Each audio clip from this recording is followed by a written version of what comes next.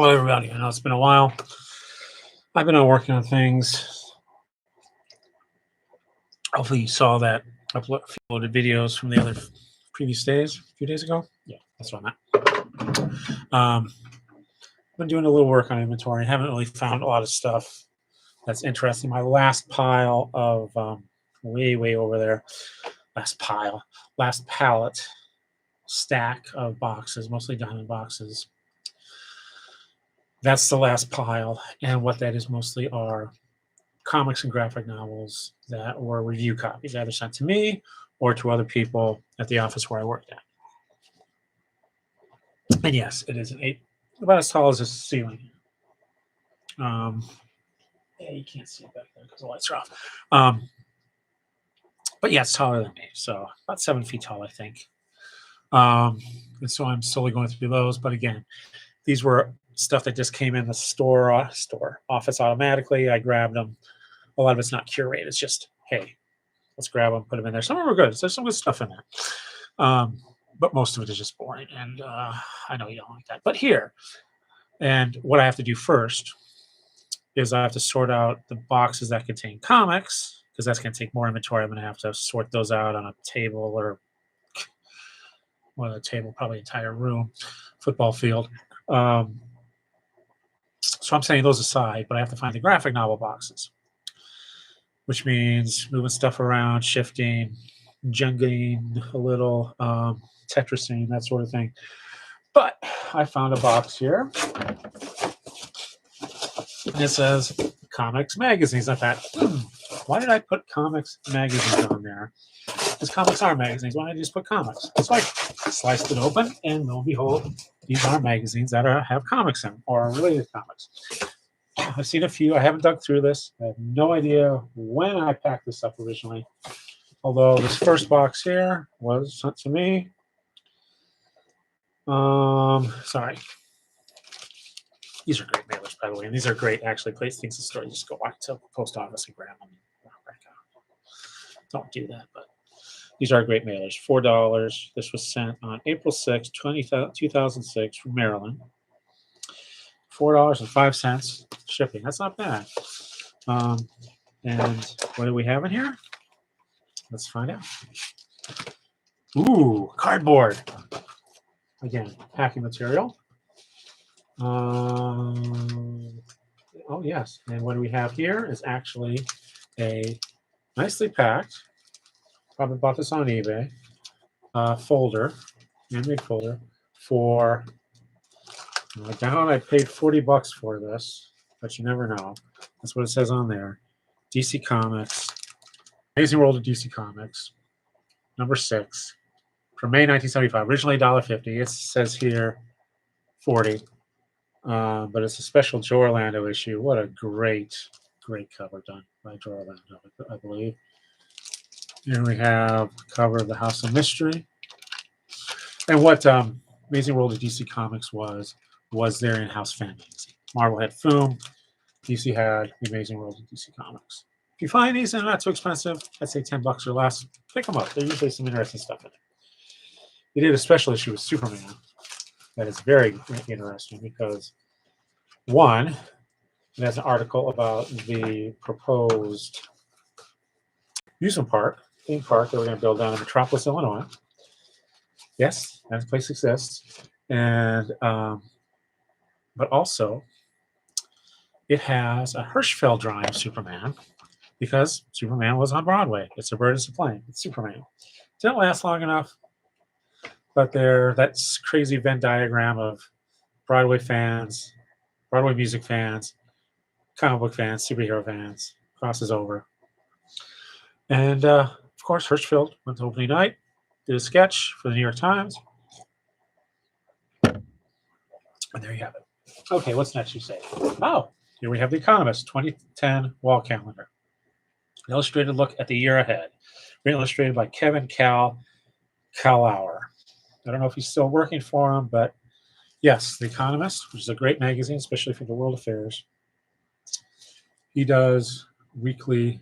He did, I guess editorial cartoons the way, caricaturists, I don't know, since 1978.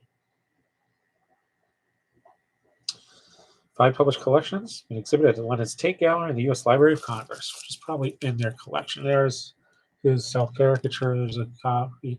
2010 is not, can't use it this year. For example, this would be a January that starts on a Friday.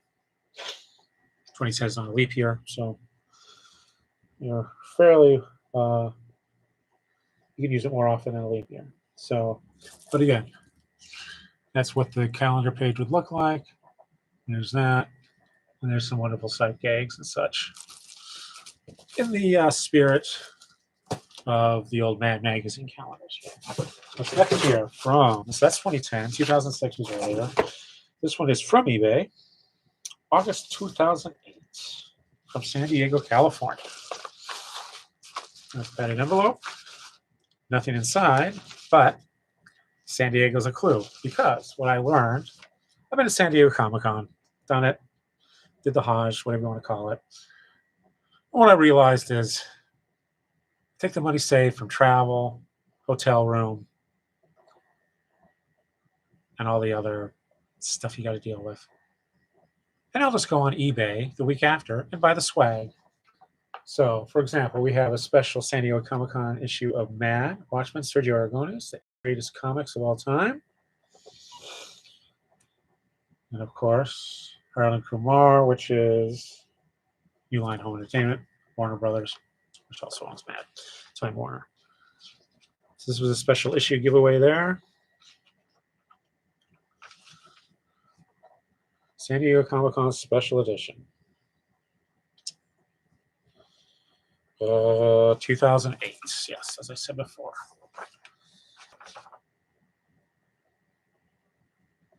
Watchmen. I wonder if that's a new. Here we have War and Peace Department. Watchmen, a mad graphic novel parody. That might be the first time they've done that. The No Sense Plague Department, the 8 greatest comic books of all time. Surge and General Department, a mad look at Comic-Con, which is Sergio Aragonés. And the Geek Squad Department, the Seek Squad Department, Comic-Con Bingo. So there is, of course, there's an ad. Subscription ad. Jeffrey Lozenge. Call it Friendo. Do you know who did this? Desmond Devlin, the writer. Glenn Fabry, artist. Glenn, the preacher Fabry, did a piece for Mad Magazine. You wouldn't know it. Because, man, I don't know if he's done a cartoon style before. But, whoo-hoo! Check out those shorts. And, of course, lots of ads in here for other. Oh, my. I must say, he gets that style perfectly. Look how that's almost like Dave Gibbons right there. 9-panel grid, all sorts of stuff. 8 greatest comics of all time. And these are for comics that do not. Did exist? Do not exist? Multiple issues, Infinite Identity, Countdown to Final Crisis, Ad Infinitum. Introducing Volume 1. It's another issue of Superman. Superman number whatever the hell. Astonishing Uncanny X-Men number 26. Iron Man official movie adaptation. Again, Mad Magazine taking the piss out of comics. And of course,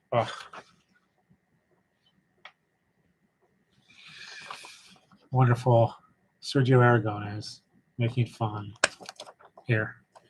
You can read that if you want to pause that. Yes.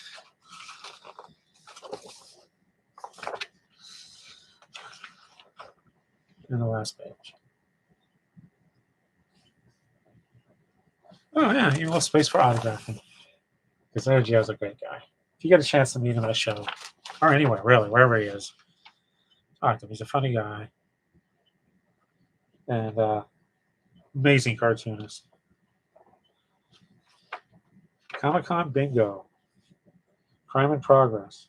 Pitiable toddler named Obi-Wan. Flagrant copyright violation. Fetishized schoolgirl. Oh, my. Corpulent slave girl Leia. Sweaty unmasked mascot. Huge campaign for Doom movie. Written by Scott Mako, artist Charles Akins. There you are. So, and then Magellan's the world's most trusted source for travel supplies. I guess this was the packing material. Yep. Probably should have torn off our mailing address on there, but that's all right. That still is there. Okay. That's just a second envelope. Here we got here from National City, California. Also August 2008. $1.34. I don't know what I paid for it. Oh, yeah. It's another issue, another copy of the same issue. I might have done that by mistake. Oh, well. No big deal. Probably just spend more than $5 on that. Not something that will be high in demand. Here, again, me using it as the perfect folder. And what we have here is, oh my, the Playboy Cartoon album, $2, Playboy Press. And that, now again, back in the day, before they went full blown 1980s, late 80s, early 90s, they started doing the Playboy specials.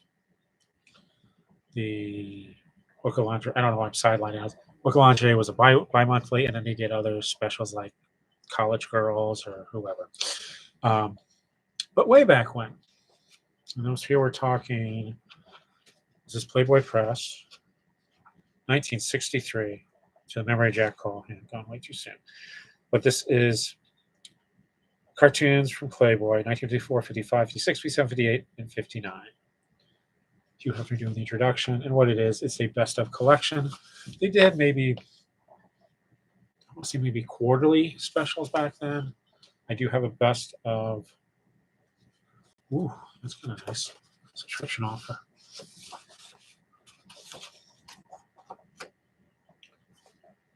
$7 for 1 year.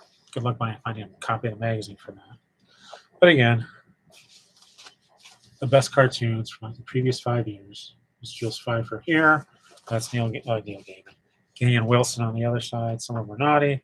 Most of these, almost this whole thing is black and white, which is fine. Later's would. Oh no, there's a few colors in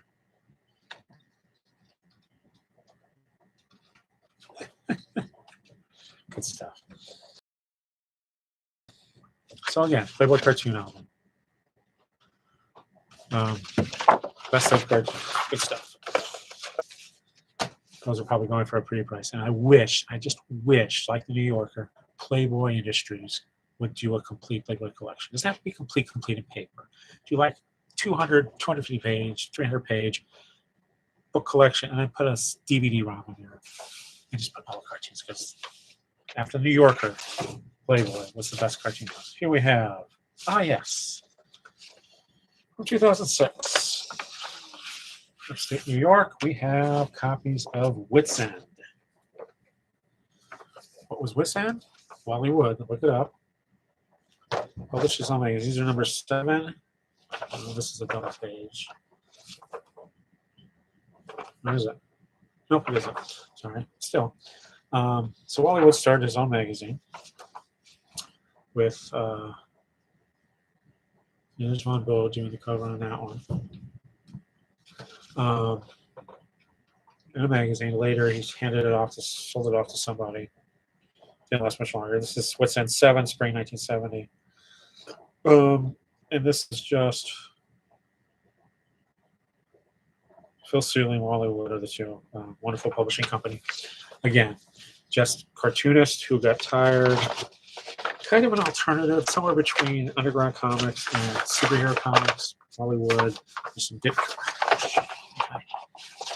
Excuse me. I almost got the cover on it. Doing whatever they wanted to.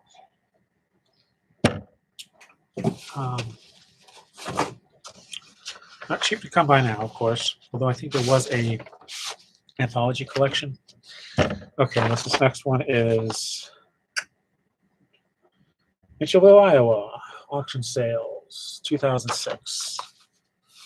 In the old folder, we have. Oh, you're going to love this. The Journal of Fictional Reality, #1, Omniverse, featuring the Superman and Batman of 3 worlds. This is a fanzine. Very professional, though. 40 pages. And editor is Mark Grunwald before he became editor-in-chief. Not editor-in-chief. Executive editor of Marvel Comics. If you've ever read Marvel Handbook, he's the one responsible for that.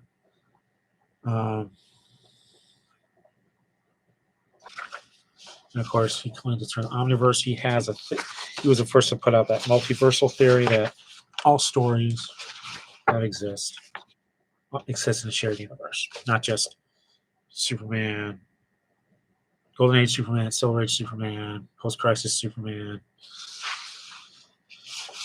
And here we have issue #2. I believe that's all he did. But again, universe, a continuum of common reality. Multiverse, a group of related universes. Omniverse, a system of all multiverses. There you have it. Not just our, parallel universes of our reality, but saying, hey, yes, you can have Superman in one universe and Spider-Man in one universe and have them meet. It's very common now. You've seen it in Loki. You're going to see it, and you saw it in Spider-Man, No Way Home. You're going to see it in Doctor Strange. Things are going to get very confusing, but that's okay. Here we have the W.C. Fields book, $5. This is one of the last issues published of the Wits End thing. Wits End run, I guess you could call it. Special issue, W.C. Fields book, Wits End, #9, 1973. Yeah. So, yeah, I'm a completist, I guess. And W.C. Fields not really, but this is almost. There's a game in here. W.C. Field Games Adversity with cards, a lot of photos. Again, back in the 70s, late 60s, early 70s, there was a big interest in nostalgia of stuff from a silent era just after. So W.C. Fields was popular. What's this? ESPN bag, which contains a copy of Wits End. This is not archival. I probably should move it on to. But again, this is Wits End #10. That was #9. And of course, we have this wonderful Wally Wood cover. 1976. 5,000 copies. First story. Wow. Look at that artwork.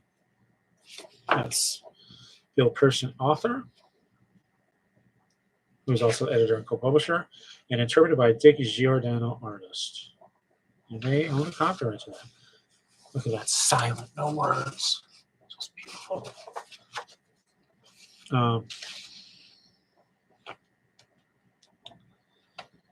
We have 3974, Guyla and Alex Toth. Oh, God. See, now you know why I collected these.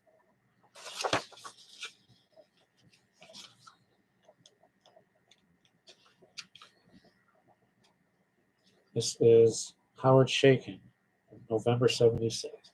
On March 17th, 1969, I awoke at 8 a.m. Text and pictures.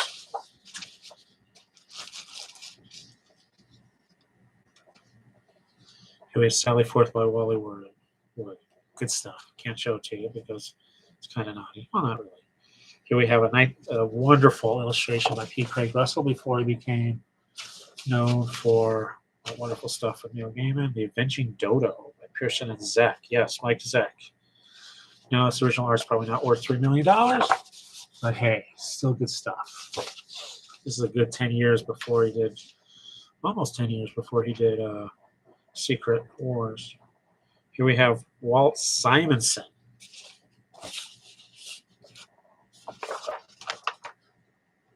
Script, Nicola Cudi. Art, Joe State, and lettering include Bruce D. Joe State doing funny animals fantasy. Good Lord, man.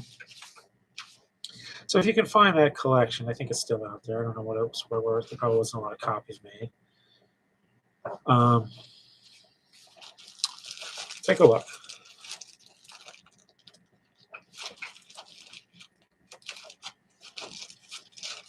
I don't think there was an issue after this.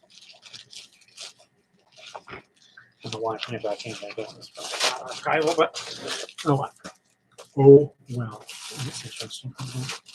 Okay.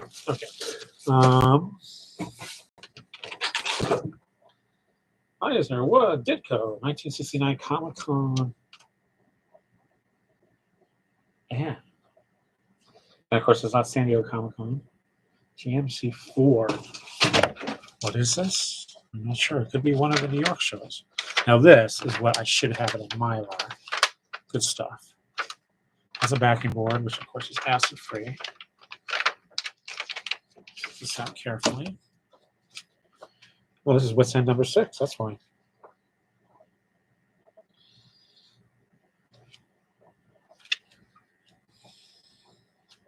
So,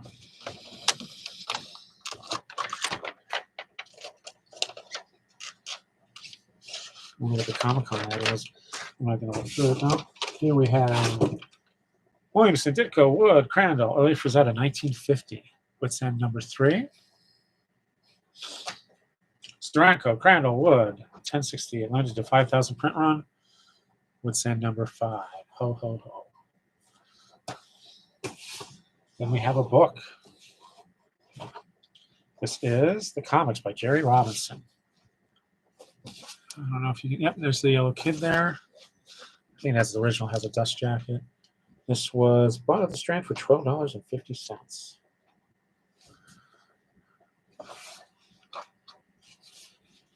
But it's a great early history of comics in general. 1974, Newspaper Comics Council. ISBN, this is implied, 0-399-109-374. Of course, Jerry Robinson is one of now considered a co-creator of Batman, I believe. Definitely created Joker. But again, this is 1974, so it's a good comics history, both comic strip, comic books.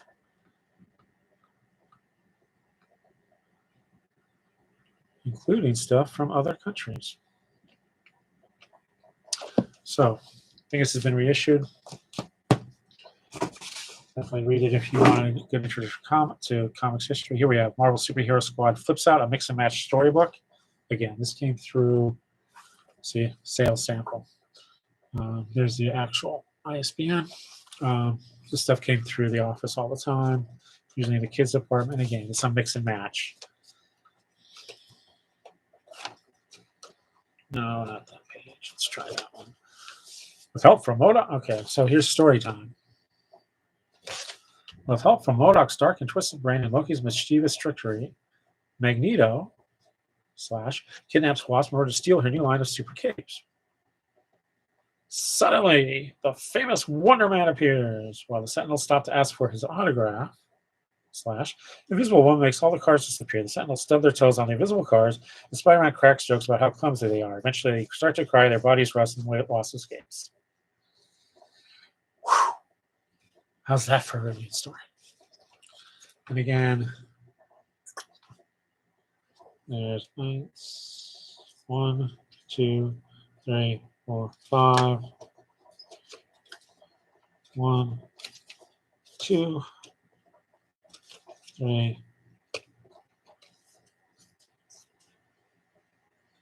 4, 5, 6. 6 times 6 times 6. Which is 36 times 6 is 180, 216 combinations. So if you ever have a writer's block, there you go. And on the bottom here, yeah, the best thing, last book, and this is amazing. Again, this is one that came to the review copy. Oh, it's got some velvet on it. We have the Spawn Origins Collection Deluxe Edition 1. Well, yeah, there's a barcode on the bottom here. 978 160706 1519. $100 US. And that was back when it was first published. Uh-oh, stuck.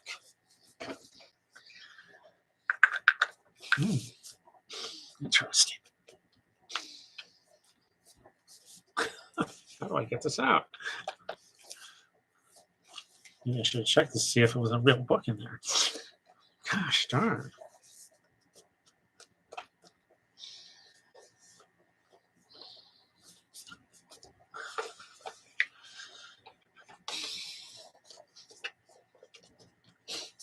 Jesus. Jeez Louise. The only reason I'm taking it out is I wonder if it's signed and numbered. But I'm going to have to catalog this at some point, too. This is not coming out. Why?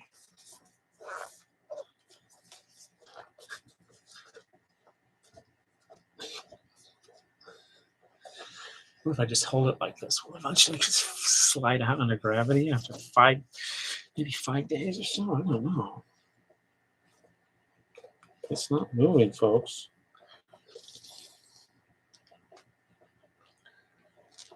I don't want to break the. I don't know if there's a seal. If it's stuck, it might. You know what might have happened? I think with this, there's a cover treatment on the box here. This. The eyes are velveteen or whatever they want to call it.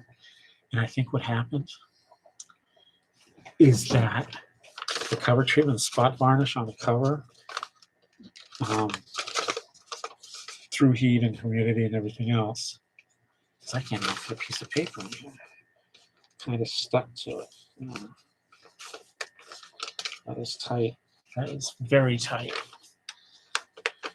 I cannot get that paper on deeper. What I would need is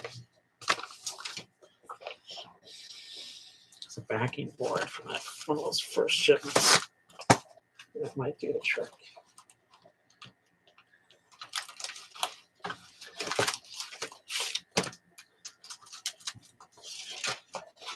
Kids, don't try this at home. Do it behind the 7-Eleven. Yeah, I'm a regular comedian. This is tight. Jeez, I hope I don't hurt it any. You slide it in there.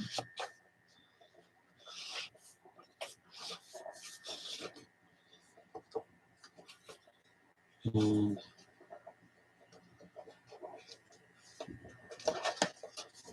yeah, I think that might have done it.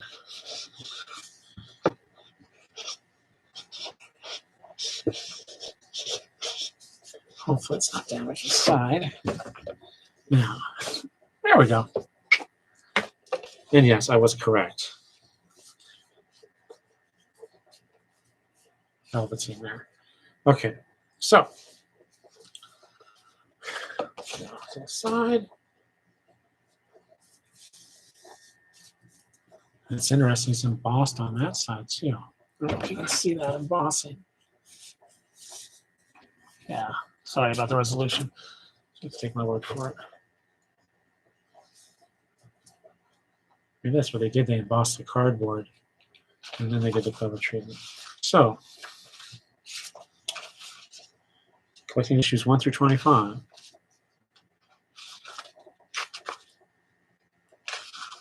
But nope. In the back, we have various sketches, covers, original artwork, production art. Ooh la la, who's that? Oh yeah, that's what's her name.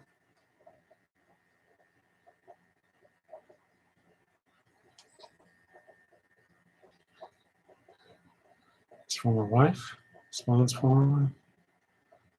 Oh yeah, there's the service cover. So, number 8, this is the Alan Moore.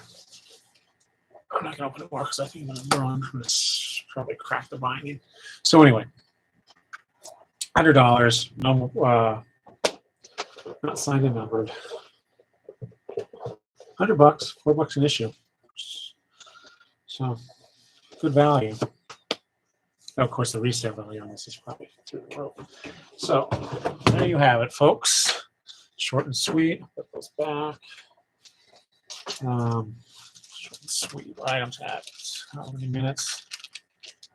30 minutes. Yeah, that's pretty short for it. So there you have it. Comics, magazines, and a few books.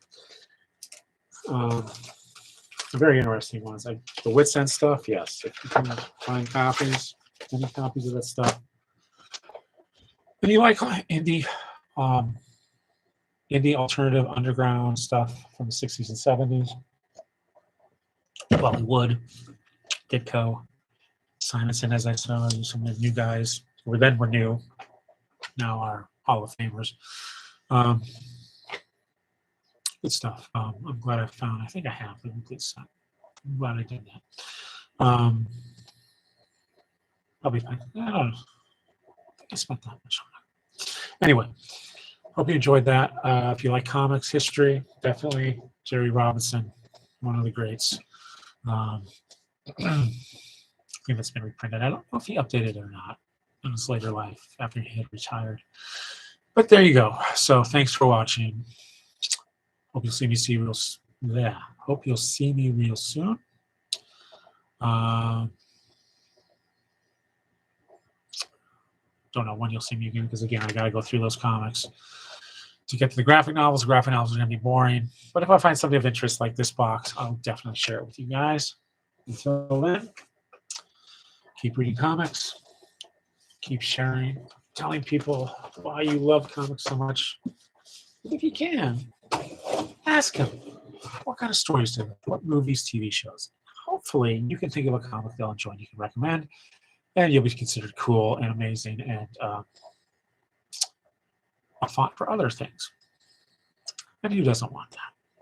Well, I know a few people, but anyway, that's what we librarians do. So, once again, thanks for watching. Hope to see you soon. Till then.